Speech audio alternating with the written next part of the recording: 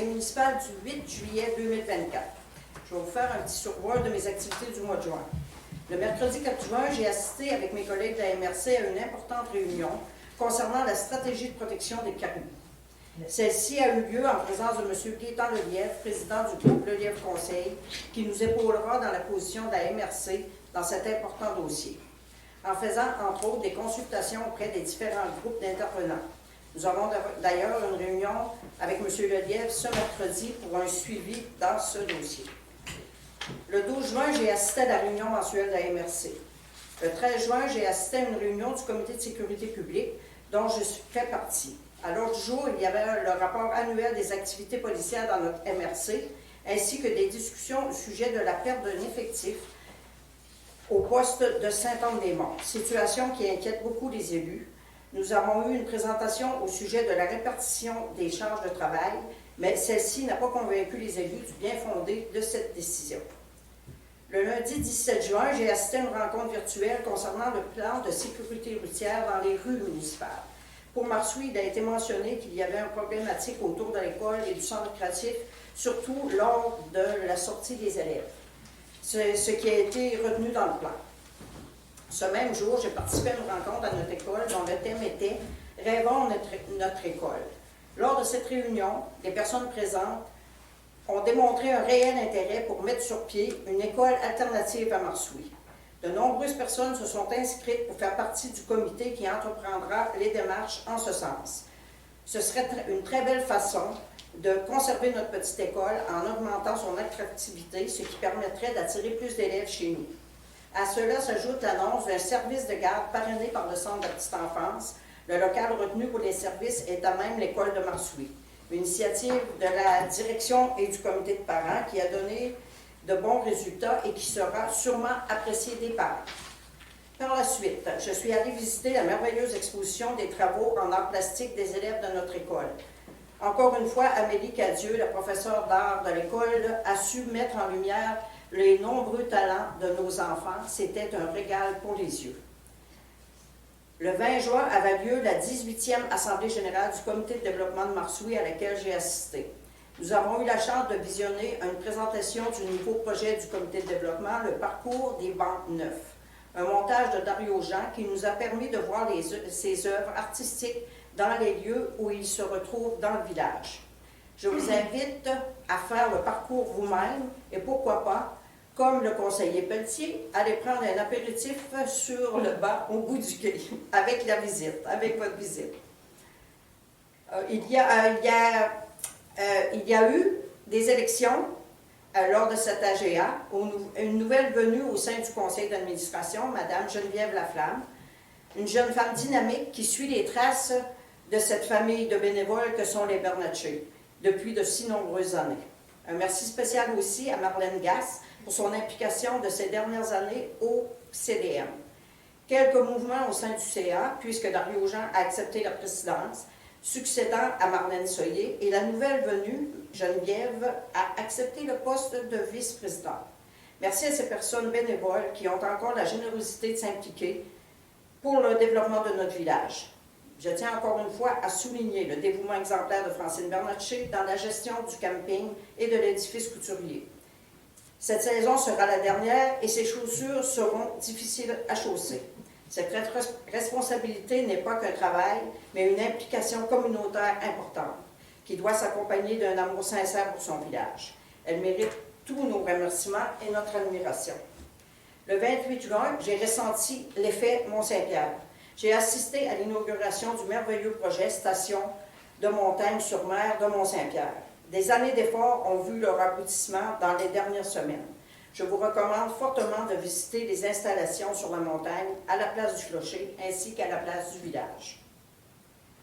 Ensuite, vous avez sans doute remarqué que des travaux ont été entrepris dans les rues du village.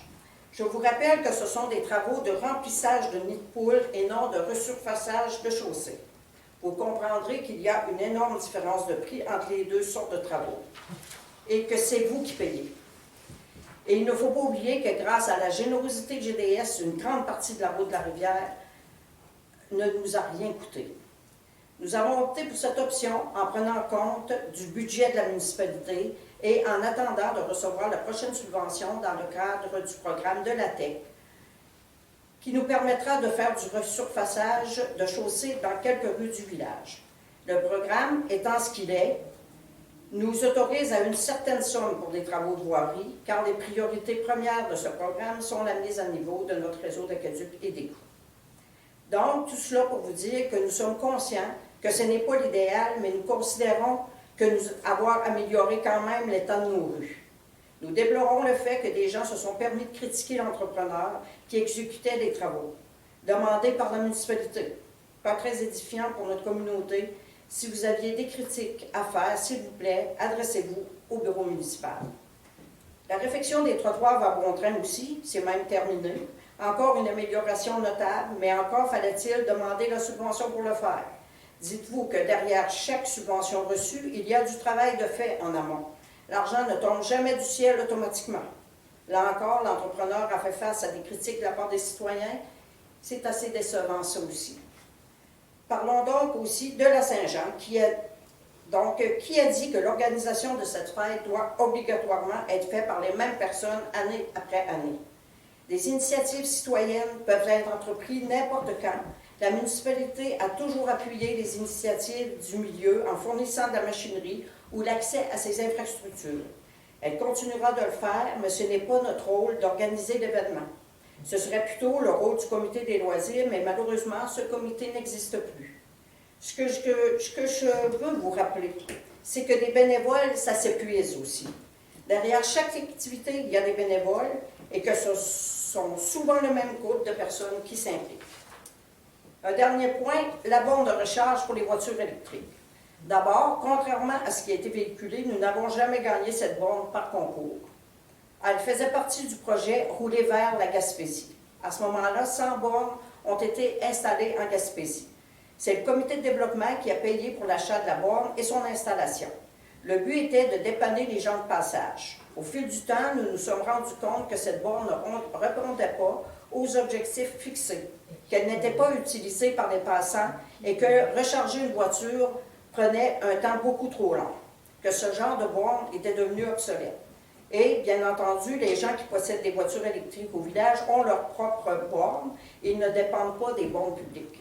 Nous sommes en démarche, par contre, pour adhérer au programme d'Hydro-Québec pour l'obtention de bornes rapides qui répondent mieux aux besoins des visiteurs.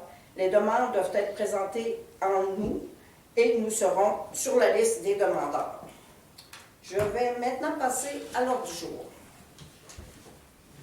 Vérification du quorum et mot de bienvenue. Nous avons quorum et je viens de faire mon mot de bienvenue. Lecture et adoption de l'ordre du jour. Adoption du procès-verbal du 3 juin 2024. Analyse des comptes payés et à payer. Dans les affaires nouvelles, en A, nomination au comité consultatif d'urbanisme. B, TEC, résolution, programmation numéro 4. C, facturation, Tétratec, reddition et suivi de programmation. Et D, facture affectée au surplus. En 6, dossiers citoyens, on n'en a rien. En 7, dossiers des conseillers. 8, période des questions. Et 9, clôture de la séance. J'aimerais avoir une proposition, s'il vous plaît. Joanie Dion se propose. Merci. Donc, l'adoption du procès-verbal du 3 juin, vous en avez pris connaissance lors de la préséance, tout est conforme? Repose. Merci. Les comptes payés et à payer. Payés, nous en avons pour 116 698, mais il faut que je vous dise que dans ça, il y a beaucoup de factures qui sont reliées à des subventions comme primaire, comme le projet du centre créatif et par la TEC aussi. Donc, c'est ça, vous en avez pris connaissance, les conseillers aussi. Et à payer, c'est pour une somme de 61 687. Ça aussi, encore là, les plus grosses factures concernent les trottoirs et les travaux qu'on aura à faire pour il y a l'électricité. Ben, non. Il y a Ganex aussi, 4 497. Il y a des choses qui sont sur la taxe d'assises. Pour ça, c'est une sonde pour la station de pompage. Donc, vous en avez pris connaissance aussi et c'est correct. Ça sera une proposition. Merci. Maintenant, nomination au comité consultatif d'urbanisme, oui, M.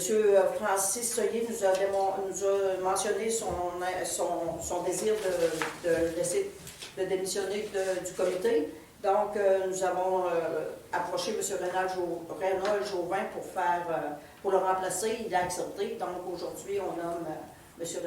Reynald Jauvin sur le comité consultatif d'urbanisme. Fait que ça me prend une proposition, s'il vous plaît. Honneur. Oui, mots. Maintenant, TEC, résolution proclamation numéro 4. Oui, on a refait une autre proclamation pour les travaux de la taxe d'assises parce que nous remplacerons une pompe à la station de pompage. C'est ça. Donc, il fallait refaire la proclamation.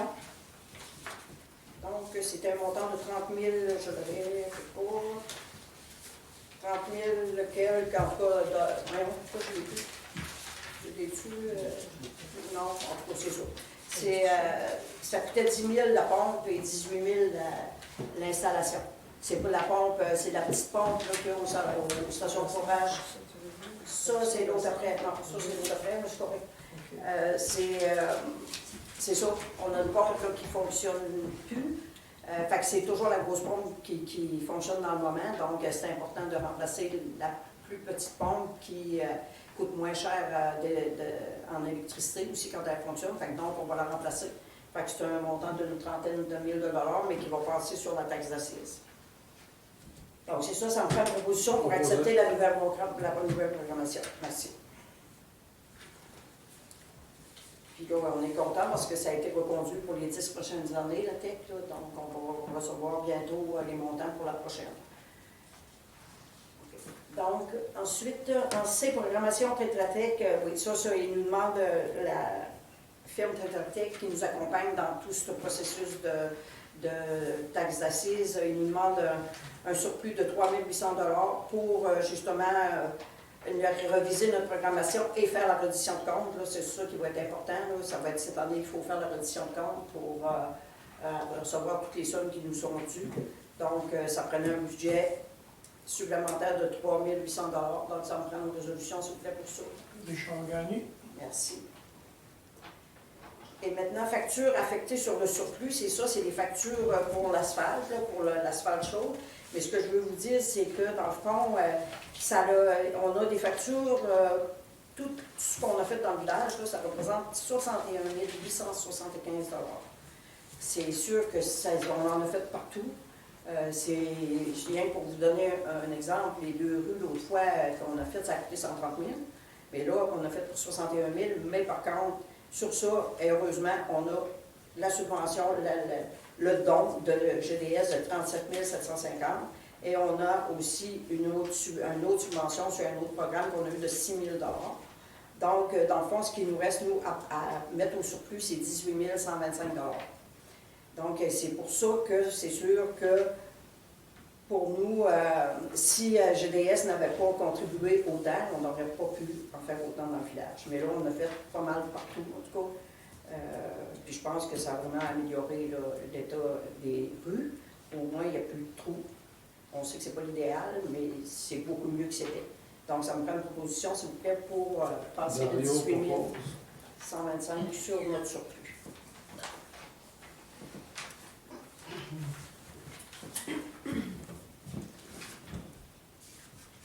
Donc, voilà, je continue au dossier du conseiller. Est-ce que vous avez quelque chose?